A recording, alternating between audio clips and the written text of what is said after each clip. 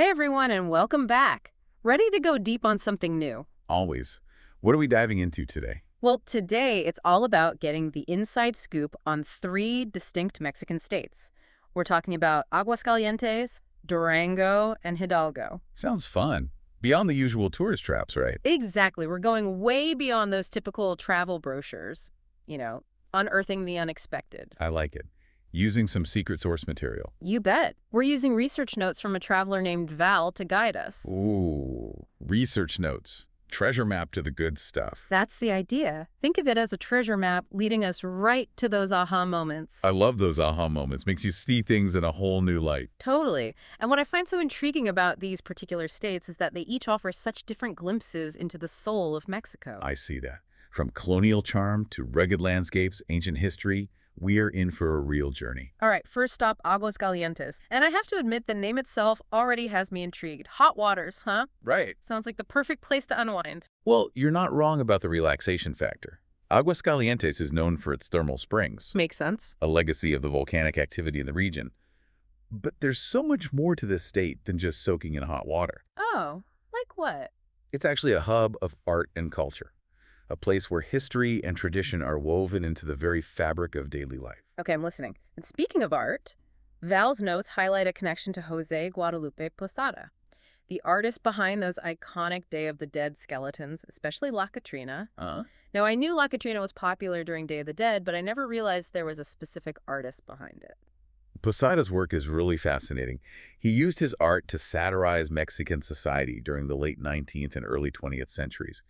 And La Catrina became this symbol of both death and social commentary. Interesting. And Aguascalientes keeps that tradition alive, not just with the image of La Catrina, but with a whole Calaveras festival dedicated to Posada. Wow. And the art of celebrating life and death. Can you imagine a festival filled with skeleton-themed art? Whoa. Music, parades. Sounds incredible. It kind of makes you rethink your typical Halloween decorations, doesn't it? It definitely puts a unique spin on things. Yeah. And speaking of celebrating death, Val also mentions the Museo Nacional de la Muerte, the National Museum of Death. Okay. Not your typical tourist attraction. Right. But it speaks to a deeper cultural fascination with death, its representation in art, and how it's viewed in Mexican society. So we've got relaxing hot springs, a vibrant art scene, and a museum dedicated to death. That's quite a mix. It's like Aguascalientes is a place where you can contemplate life and death, all while enjoying beautiful art, maybe even a dip in some therapeutic waters. And you know what else is interesting? Val specifically mentions that Aguascalientes is known for its cleanliness and order. It makes me wonder if there's a connection between this appreciation for order and the artistic spirit. That is an interesting observation. Yeah. Maybe it's a reflection of that attention to detail you often find in artists, extending to the way they view their surroundings. Could be. It's like the whole state is a carefully crafted work of art. It's a thought-provoking idea, isn't it? It makes you want to experience Aguascalientes firsthand. Absolutely. Okay, so we've got a state that's a blend of relaxation, art, cultural depth, maybe even a little philosophical reflection. You got it. On to our next destination. What's in store for us in Durango? Get ready for a change of scenery. Right. We're heading to the Sierra Madre Occidental Mountains, a land of rugged landscapes, cowboys, and scorpions. Yes, you heard that right. Scorpions. Hey, hold on. Scorpions. Durango even has a festival celebrating them. A scorpion festival. That's unique. It definitely piques my curiosity. Durango is full of surprises. It seems like it. It's nicknamed the Land of Scorpions because of the diverse species found there. Yeah. And they've seemingly embraced that unique aspect of their environment. Okay. I'm starting to get a sense of Durango's adventurous spirit, but I have to ask about the elephant, or rather the scorpion in the room. Durango is also known as the Hollywood of Mexico, right? What's the story behind that? Yes. John Wayne and many other Hollywood legends filmed westerns here, drawn to Durango's cinematic landscapes. Think vast canyons, rugged mountains, and a ranching culture that feels straight out of a classic Western film. Yeah. It's no coincidence that Durango became a go-to spot for filmmakers looking to capture that Wild West aesthetic. So it's more than just a superficial nickname. The landscape and the culture really embody that Wild West spirit. Exactly. And speaking of landscapes, Val raves about Sierra de Organos National Park. Okay. These aren't just any rock formations. They're towering columns of volcanic rock that resemble, as the name suggests, organ pipes. Wow. It's not just visually stunning. It also speaks to the geological forces that have shaped this region over millions of years. Wow. From scorpion festivals to Wild West landscapes and ancient rock formations, Durango is painting quite a picture. But you mentioned mountains earlier, and those always make me think of history. Did those mountains play a role in Durango's past? Spot on. The Sierra Madre Occidental wasn't just a backdrop for Westerns. It was the source of Durango's silver mining wealth during colonial times, which had a significant impact on both the state's economy and its place within Mexico's history. So Durango's story is one of dramatic landscapes, a touch of danger, a connection to Hollywood, and a history rooted in the heart of those mountains. That's quite a combination. But I'm ready to shift gears again. Okay. Where are we headed next? All right, last stop on our whirlwind tour, and it sounds like we're in for a real treat. Hidalgo, you have my attention. Okay. Especially since Val mentioned some culinary surprises. Oh, yeah. Spill the beans. What makes Hidalgo's food scene so special? Well, prepare for a fusion of flavors you might not expect. Uh-oh, I am intrigued. We're talking about pastes. Paste? Those savory meat pies, typically associated with Cornwall in England. Apparently, during the 19th century's silver mining boom, a wave of Cornish miners arrived in Hidalgo, bringing their mining expertise and, thankfully, their delicious pasties. Now, that's what I call a cultural mashup. Cornish pasties in a Mexican mining town. Right. It's a reminder that history often leaves these unexpected traces in the most delicious ways. Absolutely. And it makes you wonder, what other Cornish influences might we find in Hidalgo? Yeah. Do they leave their mark on architecture, traditions, or even the local music? It's like a treasure hunt waiting to be uncovered. Okay, I'm officially adding try Cornish pasties in Hidalgo to my travel bucket list. Good choice. But food aside, what else drew Val's attention in this state? Well, the state itself is named after Miguel Hidalgo y Castilla, a key figure in the Mexican War of Independence. Oh, right. So right off the bat, you're stepping into a place with deep historical roots. And speaking of history, Val's notes mention the Toltec archaeological site of Tula. Ah, the Toltecs. Now, I vaguely remember them from history class. Yeah. Refresh my memory. What made them so significant? The Toltecs were a powerful civilization that flourished in central Mexico between the 10th and 12th centuries. They were known for their impressive architecture, military prowess, and influence on later cultures, including the Aztecs. Right. And at Tula, you can see the remnants of their civilization, including the famous Atlantis de Tula. A what? These massive warrior statues carved from stone. Okay, now those warriors statues sound like something you don't just stumble upon every day. Nope. To be able to stand in the presence of those ancient guardians and imagine the stories they could tell, it must be an incredible feeling. It's a powerful reminder that we're walking in the footsteps of civilizations that came before us. I like that. That history is layered all around us, waiting to be discovered. Yeah. And speaking of layers, Hidalgo isn't just about ancient history. Okay. It's also got these captivating natural wonders. All right, let's hear about these natural wonders. I'm sensing a theme here.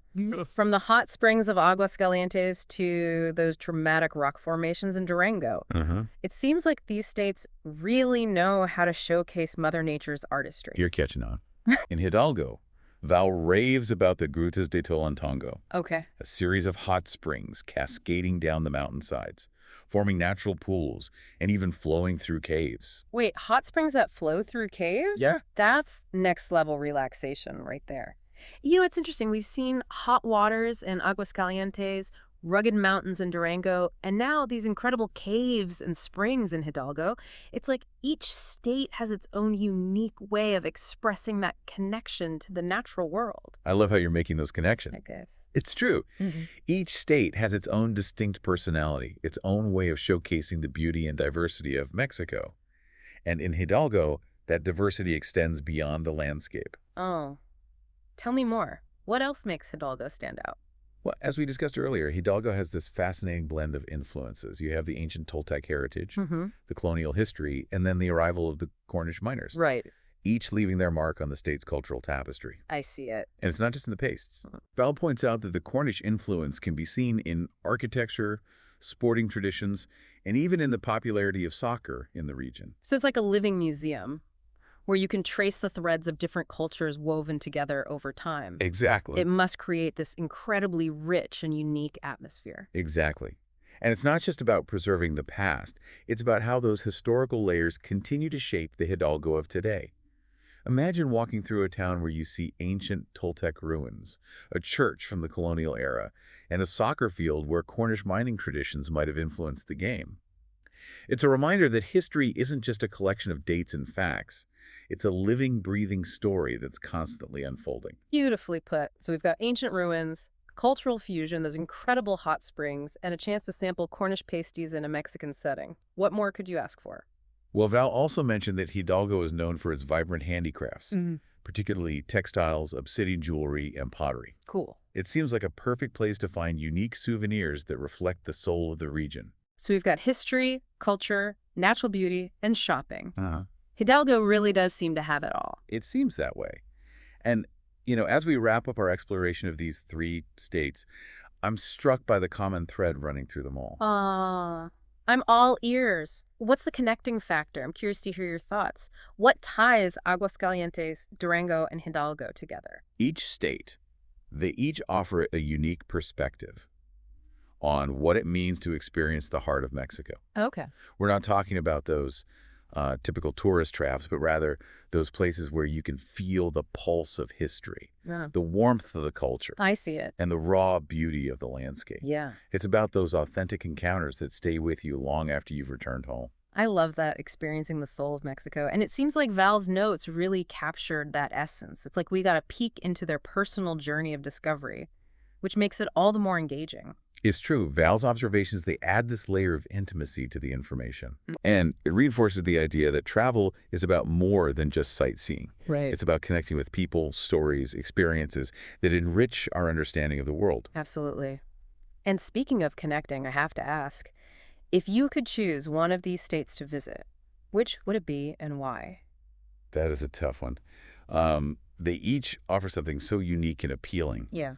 But if I had to choose, I think I'd be drawn to Hidalgo. Really? Why? The blend of indigenous culture, colonial history, and those unexpected Cornish influences. It's just too intriguing to pass up. I hear that. Plus, those Grutas de Tolantongo sound absolutely magical. I'm right there with you. Something about those caves and hot springs is calling my name. But honestly, I'd be happy exploring any of these states. What about you, listener? Which detail sparked your interest the most? Was it the artistic spirit of Aguascalientes, the Wild West vibes of Durango, or the historical tapestry of Hidalgo? And remember, this is just the beginning of your exploration. We've only scratched the surface here. Dive deeper into whichever state caught your attention. Read more about their history, check out travel blogs, maybe even start planning a trip. You never know what hidden gems you might uncover. Exactly. And hey, if you ever find yourself drowning in research on any topic, travel, history, culture, whatever it may be, you know who to call. We'll be here ready to help you dive deep and extract the most fascinating insights. Until next time, happy exploring.